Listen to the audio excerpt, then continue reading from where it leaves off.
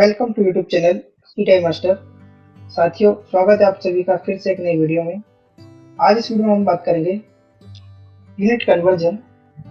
साथियों, lesson number 1 unit workshop calculation science की मैंने ऑलरेडी 2 वीडियो अपलोड कर दी है।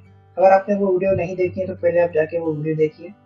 इसमें मैंने बात की थी डायरेक्ट यूनिट और फंडामेंटल यूनिट की। आज हम बात करेंगे यूनिट कन्वर्जन। फंडामेंटल यूनिट और डायरेक्ट यूनिट जैसे सीजीएस, एफपीएस, एमकेएस, तो यूनिट का कन्वर्जन कैसे होगा FPS to CGS, CGS to MKS, MKS to SI. तो ये क्वेश्चन एग्जाम के लिए इंपॉर्टेंट रहते हैं। एग्जाम में कई बार ये क्वेश्चन डायरेक्ट पूछे जाते हैं यूनिट कन्वर्जन का। और जो बच्चे D triple S B I T instructor की तैयारी कर रहे हैं उनके पेपर में लेसन नंबर 1 यूनिट से कौन कौन से क्वेश्चन आए थे मैं बताता हूँ आपको। आगे डिस्कस करते हैं।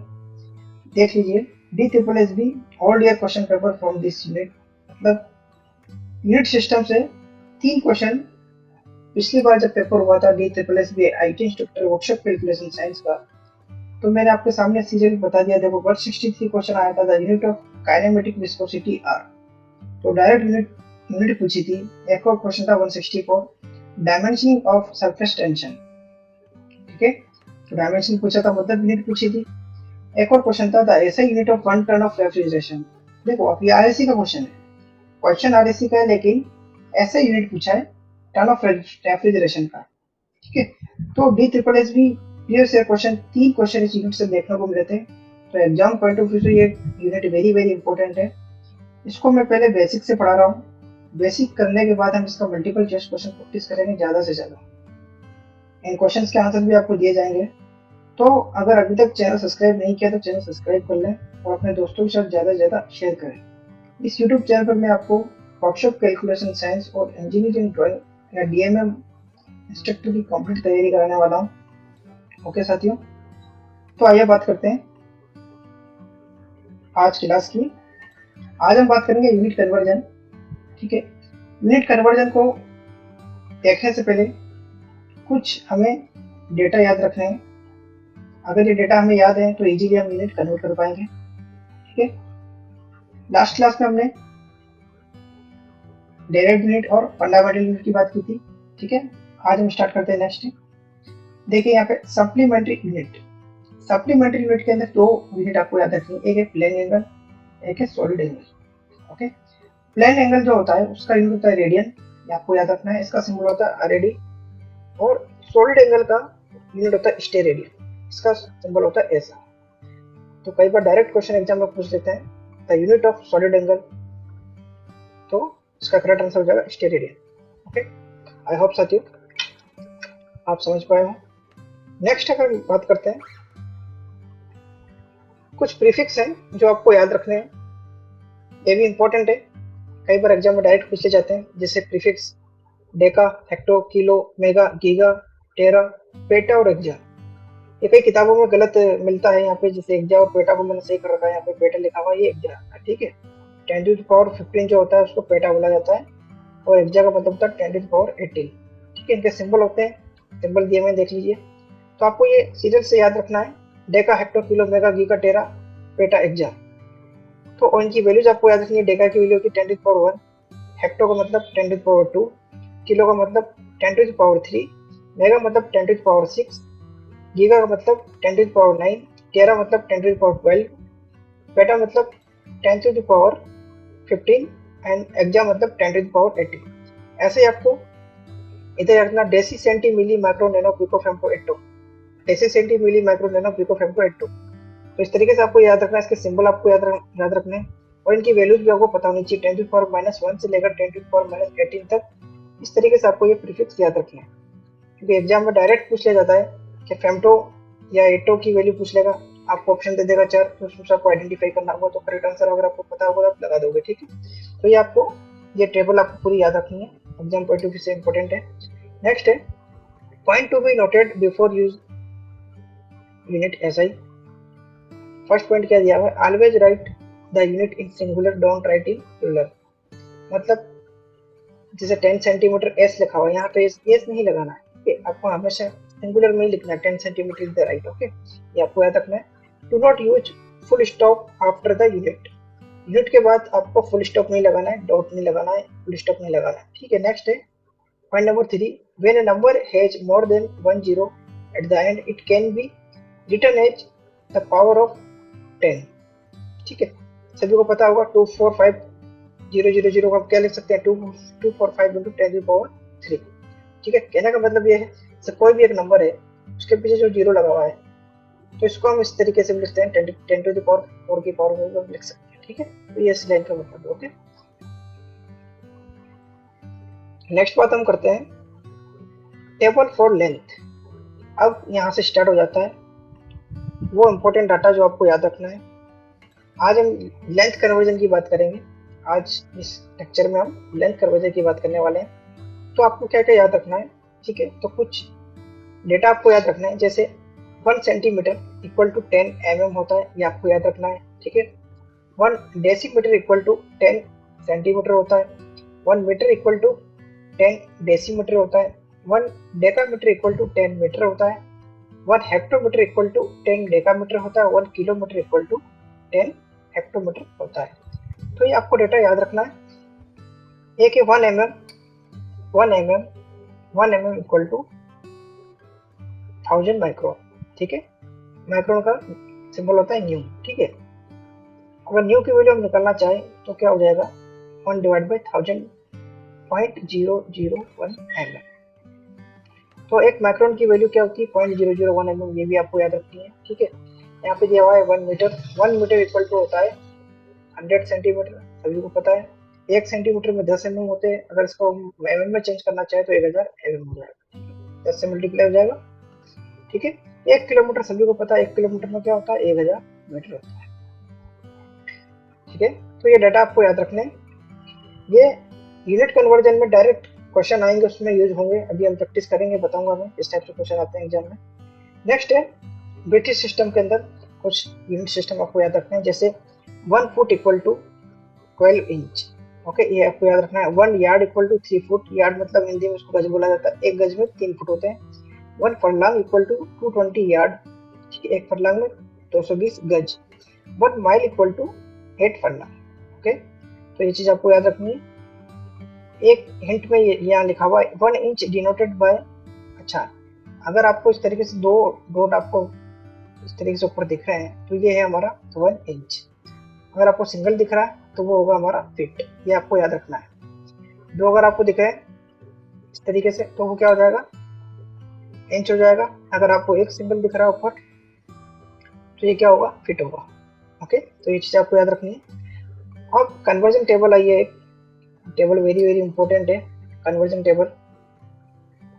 तो देखते हैं 1 इंच फर्स्ट दिया हुआ है, 1 inch equal to 25.4 mm 2.54 centimetre. आपने अगर स्केल देखी हो, स्केल के अंदर आपने देखा होगा जो 1 इंच जो होता है, स्केल का एक तरफ इंच होता है, एक तरफ सेंटीमीटर होता है। तो आप कभी अगर आपने गौर किया हो तो 1 इंच बराबर क्या होता है, 2.54 सेंटीमीटर होता है। जो 1 इंच का जो पॉइंट होता है अगर आप ध्यान से देखो तो 2.54 पे आके वो नीच करता है, तो 2.54 सेंटीमीटर होता है 1 इंच बराबर। ठीक है, 1 इंच बराबर 2.54 सेंटीमीटर होता है। हमें पता है सेंटीमीटर के अंदर 1 सेंटीमीटर में 10 mm होते हैं, अगर हम इसको 10 से मल्टीप्लाई करते हैं तो 25.4 mm हो जाएगा। ठीक है, तो याद रखना है आपको ये 1 फुट इक्वल टू इतना सेंटीमीटर, इतना ही है। ठीक है, ये कैसा हुआ, ये तो आपको डायरेक्ट याद रखना ही रखना है, लेकिन आपको थोड़ा सा मैं बता देता हूँ कैसे ये कन्वर्ट होगा। 1 फुट इक्वल टू, अभी हमने देखा था 1 फुट इक्वल टू कितना होता है, 12 इंच होता है, 12 इंच। ठीक है, 12 इंच। ठीक है, इसको हम ऐसे भी लिख सकते हैं, और अगर दो डॉट लगा देते हैं तो 12 इंच हो जाएगा। ठीक है, 12 इंच। अब इंच को हमें सेंटीमीटर में चेंज करना है, तो हमें पता है 1 इंच के अंदर अभी हमने देखा 2.54 सेंटीमीटर होता है, 2.54 से अगर मल्टीप्लाई कर देते हैं इसको, ठीक है, तो इसका वैल्यू हो जाएगा 30.48 सेंटीमीटर। ठीक है, तो इस तरीके से कैलकुलेट होगा। और अगर इसे हमें मीटर में चेंज करना है तो हमें पता है, अभी हमने देखा था पीछे कि 1 मीटर के अंदर 100 सेंटीमीटर होते हैं। ठीक है, अब सेंटीमीटर को मीटर में चेंज करना है तो 100 से डिवाइड कर दो, इसको 100 से अगर डिवाइड करोगे तो यहाँ पे पॉइंट हटते 4 जीरो आ जाएंगे तो यहाँ आ जाएगा 0.3048 मीटर। ठीक है, तो ये इस तरीके से आपको ये याद रखना है। आपको डायरेक्टली वैल्यू याद रखनी है 1 फीट इक्वल टू 0.3048 मीटर, क्योंकि एग्जाम में आपको डायरेक्ट ये कैलकुलेशन आप वहाँ करोगे तो इतना टाइम नहीं रहेगा, लेकिन आपको याद पता होना चाहिए कि कैलकुलेट कैसे होगा। ठीक है, अगर आप भूल जाओ तो उसको कैलकुलेट कर सकते हो। 1 यार्ड इक्वल टू 0.914 मीटर।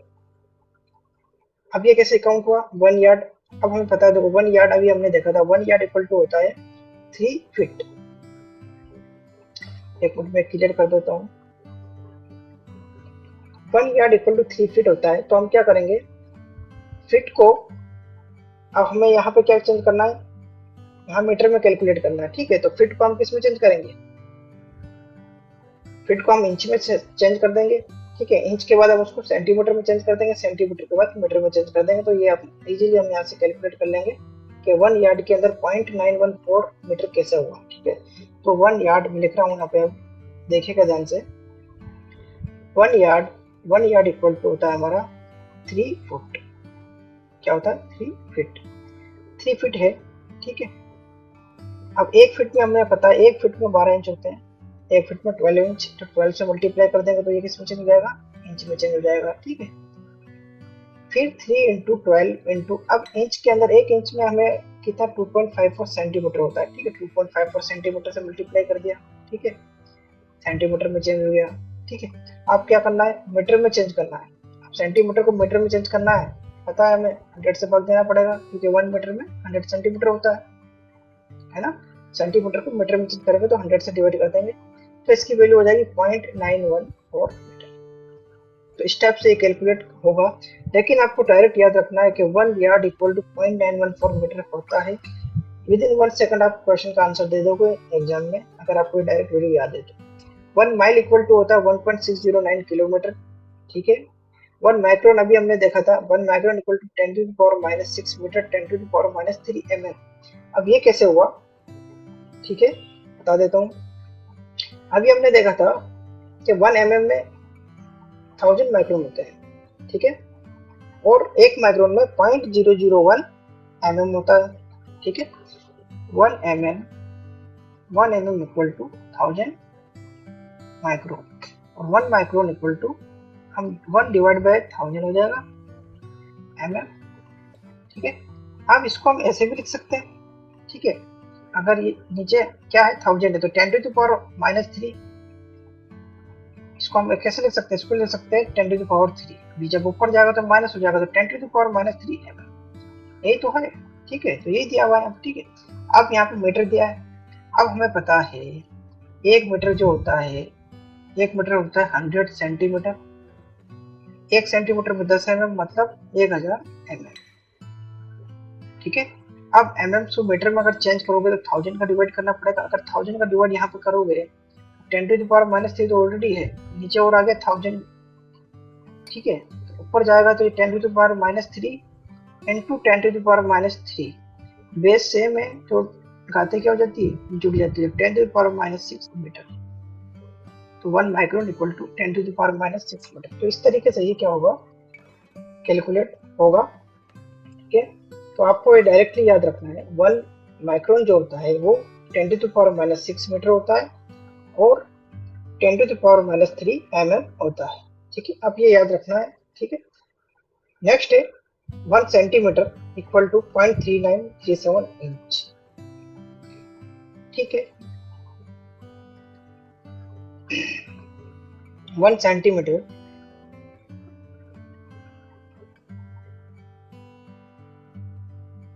देखो 1 इंच, 1 इंच जो होता है क्या है 2.54 सेंटीमीटर।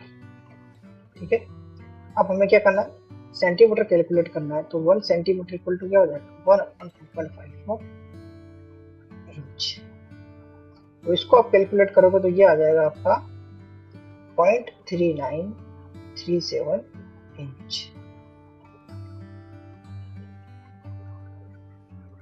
ओके, ठीक है, और अब सेंटीमीटर को मीटर में चेंज करना है, सेंटीमीटर को किस में चेंज करना है, मीटर में चेंज करना है। मतलब सेंटीमीटर एक छोटी इकाई है, मीटर एक बड़ी इकाई है। तो स्मॉल यूनिट से लार्ज यूनिट में चेंज करते हैं तो हम क्या करते हैं, मल्टीप्लाई करते हैं। तो यहाँ पे देखिए 100, 1 मीटर में 100 सेंटीमीटर होता है, तो 0.3937 को हम 100 से मल्टीप्लाई अगर करेंगे तो इसकी वैल्यू हो जाएगी 39.37 inch. 1 metre equal to 39.37 inch. तो साथियों आपको पता होगा मीटर जो है लेंथ की यूनिट जो है ये मीटर। आप अगर मार्केट में कपड़े खरीदने गए हो तो आपको इंच टेप देखा होगा, तो वो जो इंच टेप होता है वो क्या होता है, 1 मीटर का इंच टेप होता है जनरली। तो उसकी जो लेंथ होती है वो कितनी होती है, 39.37 इंच। जनरली हम 40 इंच को बोलते हैं, लेकिन एग्जैक्टली कितनी होती है, 39.37 इंच होती है 1 मीटर लेंथ, जो हमें कपड़ा मेजर करने के समय दुकानदार मेजर करके दिखाता है, देता है 1 मीटर, 2 मीटर, 3 मीटर। तो उसकी एग्जैक्ट जो 1 मीटर होता है 39.37 इंच होता है। तो आई होप साथियों आपको समझ में आया होगा कैसे कैलकुलेट किया है, ठीक है। उसके बाद है 3.28 फुट। 3.28 फुट ये कैसे आया, 1 मीटर इक्वल टू, ये भी आपको याद रखना है, 1 मीटर जो है, 1 मीटर जो है डायरेक्टली आपको याद रखना है 3.28 फुट।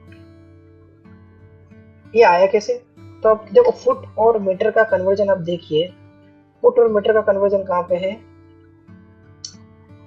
फुट, ये रहा फुट, ठीक है, ये रहा फुट, ये कन्वर्जन है। हमें पता है 1 फुट इक्वल टू कितना होता है, 0.3048 मीटर होता है, ठीक है। अब मीटर है तो मीटर कैसे चेंज करोगे, मीटर के अंदर 1/0.3048, तो इसकी वैल्यू आ जाएगी 3.28, ठीक है। तो इस तरीके से आप कैलकुलेट कर सकते हो। यार्ड कैसे कैलकुलेट करोगे, 1 मीटर इक्वल टू इतना यार्ड होता है, ठीक है। 1 यार्ड हमें पता है, 1 यार्ड इक्वल टू होता है 0.914 मीटर। क्या होता है, पर लिख रहा हूँ यहाँ पे, 1 यार्ड इक्वल टू 0.914 मीटर। अब मीटर में चेंज करना है तो मीटर इक्वल टू क्या हो जाएगा, 1/0.914 यार्ड। तो इसकी वैल्यू क्या आ जाएगी, 1.009 यार्ड, ठीक है। तो इस तरीके से आपको ये याद रखना है, डायरेक्टली भी आप याद रख सकते हो, ठीक है। Next, nautical mile, 1 kilometre equal to 0.621 mile, ठीक है। अभी हमने देखा था ऊपर कि 1 माइल इक्वल टू होता है 1.609 किलोमीटर, ठीक है। अगर किलोमीटर फाइंड करना है तो 1 डिवाइड बाय 1.609 करेंगे तो ये वैल्यू आ जाएगी, ठीक है। 1 नॉटिकल माइल, नॉटिकल माइल बोला जाता है समुद्री मील को। समुद्री मील जो होता है, 1 नॉटिकल माइल जो होता है समुद्री मील, वो 1.85 किलोमीटर के बराबर होता है। तो आप अंदाजा लगा सकते हैं कि 1 नॉटिकल माइल 1.85 किलोमीटर के बराबर, लगभग 2 किलोमीटर के बराबर होता है, ठीक है। मीटर में चेंज करोगे तो 1852 मीटर हो जाता है। और ज्योग्राफिकल माइल 7420 मीटर, ये भी आपको याद रखना है, ओके। तो आई होप साथियों ये जो आज हमने डिस्कस किया है कन्वर्जन ऑफ यूनिट, और आज हमने लेंथ कन्वर्जन की बात की है, ठीक है। तो ये सारे डाटा आपको याद रखना है, एग्जाम के अंदर डायरेक्ट क्वेश्चन पूछे जाते हैं, ठीक है। और इस यूनिट से मैंने अभी बताया आपको 3 क्वेश्चन पूछे गए थे। पहले मैं यूनिट का बेसिक पढ़ाऊंगा, उसके बाद मैं इसके मल्टीपल चॉइस क्वेश्चन प्रैक्टिस करूंगा, उसमें मैं तमाम जो प्रीवियस ईयर क्वेश्चन के पेपर के जो क्वेश्चन है उनको सॉल्व कराऊंगा, चाहे वो किसी भी आईटी इंस्टीट्यूट की वैकेंसी हो, चाहे राजस्थान, उत्तर प्रदेश, बिहार, तमाम मध्य प्रदेश। तो प्रीवियस ईयर क्वेश्चन की मैं अच्छे से प्रैक्टिस कराऊंगा, लेकिन फर्स्ट हम क्या करेंगे, पहले बेसिक पढ़ेंगे, बेसिक के बाद फिर हम क्वेश्चन प्रैक्टिस करेंगे, ठीक है। अदरवाइज आपको समझ में नहीं आएगा। देखिए चलो क्वेश्चन प्रैक्टिस करते हैं। क्वेश्चन नंबर 1 देखते हैं। Convert 235 mm into centimetre. अब mm को सेंटीमीटर में चेंज करना है, mm को सेंटीमीटर में चेंज करना है। तो mm में क्या है, स्मॉल यूनिट है, और सेंटीमीटर क्या है, एक लार्ज यूनिट है। तो हमें पता है 1 सेंटीमीटर इक्वल टू 10 mm होता है, ठीक है। अब सेंटीमीटर में चेंज करना है स्मॉल यूनिट को लार्ज यूनिट में, तो डिवाइड करना पड़ेगा, जाहिर सी बात है, ठीक है। तो 235 डिवाइड बाय 10, 23.5 इसका करेक्ट आंसर हो जाएगा। Next, convert 0.65 mm into micron. अब देखिए, अब माइक्रोन mm के अंदर 1 mm में 1000 माइक्रोन होते हैं, तो mm बड़ी यूनिट हो गई। अब इसको माइक्रोन में चेंज करना है। जब हम लार्ज यूनिट को स्मॉल यूनिट में चेंज करते हैं, जो भी उसका कन्वर्जन होता है उसके अंदर मल्टीप्लाई करते हैं, ठीक है। तो 1 mm के अंदर 1000 माइक्रोन होता है, तो 0.6 में कितना होगा, 0.6 को 1000 से मल्टीप्लाई कर देंगे, 600 is the correct answer. Next question number 3. 1.021 metre plus 1.1 centimetre equal to कितना सेंटीमीटर होगा? तो यहाँ पे एक जगह मीटर दिया, एक जगह सेंटीमीटर दिया, और यहाँ पूछा कितने सेंटीमीटर में पूछा है, तो इस मीटर को भी सेंटीमीटर में चेंज कर दो। ठीक है, हमें पता है 1 मीटर में कितना 100 सेंटीमीटर होता है। अब मीटर से सेंटीमीटर में जा रहे हो, लार्ज यूनिट से स्मॉल यूनिट में जा रहा है, तो मल्टीप्लाई करना पड़ेगा, 100 से मल्टीप्लाई कर दिया, तो ये आ गया 102.1। आप इसको 1.1 में ऐड कर दो, तो 102.1 उसको 1.1 में ऐड करेंगे तो इसका आंसर हो जाएगा 103.2। ये इसका करेक्ट आंसर हो जाएगा। ठीक है, नेक्स्ट क्वेश्चन की बात करते हैं, क्वेश्चन नंबर 120। अच्छा, क्वेश्चन नंबर नहीं है, क्वेश्चन है 120 सेंटीमीटर इक्वल टू कितना इंच होगा? सेंटीमीटर से इंच में पूछा, तो हमें पता है 1 सेंटीमीटर इक्वल टू 0.3937 इंच होता है, अभी हमने डिस्कस किया था। तो आपको याद रखना है 1 सेंटीमीटर 1 मीटर, आपको याद क्या रखना, 1 मीटर आपको इसे याद रखो 39.37 इंच। ठीक है, जो आप मार्केट में कपड़ा खरीदते हो वो 1 मीटर होता है, वो उसकी वैल्यू लगभग 40 इंच के बराबर होती है।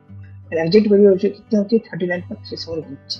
अभी अगर सेंटीमीटर पूछेगा तो क्या हो जाएगा, 100 से डिवाइड करेंगे तो 0.3937 इंच हो जाएगा। तो इस तरीके से आपको याद रखना। अब 120 पूछा है तो 120 से इसको मल्टीप्लाई कर देंगे, करेक्ट आंसर हो जाएगा। ठीक है, next question number 6। Find the value of 0.86 centimetre divided by 0.02 mm। ठीक है, तो अब इस सेंटीमीटर को चेंज कर दो mm के अंदर, वो डिवाइड कर दो, फिर 0.86 सेंटीमीटर 1 सेंटीमीटर को 10 mm था, 10 से मल्टीप्लाई कर दोगे तो ये भी mm में चेंज हो जाएगा। ठीक है, तो 8.6 mm हो जाएगा, 8.6 को 0.02 से डिवाइड कर दो तो इसका करेक्ट आंसर हो जाएगा। ठीक है, next question number 7। Convert 12 feet into yard. अब फीट को यार्ड में पूछा है, हमें पता है 1 यार्ड बराबर 3 फुट होता है। ठीक है, तो 12 फुट कितना हुआ? अब जाहिर सी बात है 3 फुट होता है, तो 3 से ये तो डिवाइड कर दो, वैसे भी दिख रहा है 4 यार्ड हो जाएगा। ठीक है, डायरेक्टली। ठीक है, तो इसका करेक्ट आंसर हो जाएगा। Question number 8। कन्वर्ट 0.003। अब ये देखो डबल ऊपर की तरफ इस तरह से कॉमा दिए हैं, तो ये क्या है? इंच। क्या है ये? Inch into mm। तो हमें पता है 1 इंच के अंदर mm में पूछा तो 25.4 mm होता है, तो इसके अंदर कितना होगा? मल्टीप्लाई हो जाएगा डायरेक्ट। बस क्वेश्चन नंबर 9 की बात करते हैं। Convert 3 divide by 8 inch into centimetre.